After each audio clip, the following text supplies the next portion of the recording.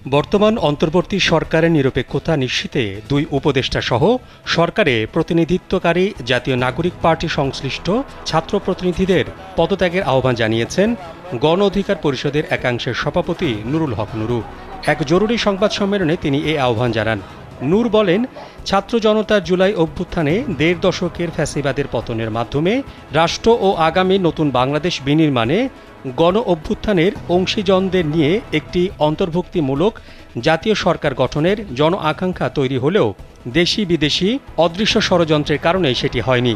একটি নির্দিষ্ট বলয়কেন্দ্রিক সরকার গঠিত হয়েছে, যার ফলে গণ অভ্যুত্থানকে কেন্দ্র করে যে জাতীয় ঐক্য তৈরি হয়েছিল তাতে ফাটল ধরেছে। স্যান্ডেলিনা সো, রূপচর্চায় আভিজাত্য। বিভাজনের সৃষ্টি হয়েছে। গণ অধিকার পরিষদের এই নেতা বলেন, সরকারের থাকা ৩ ছাত্র উপদেষ্টাদের মধ্যে একজন পদত্যাগ করে একটি নতুন রাজনৈতিক দল গঠন করেছেন।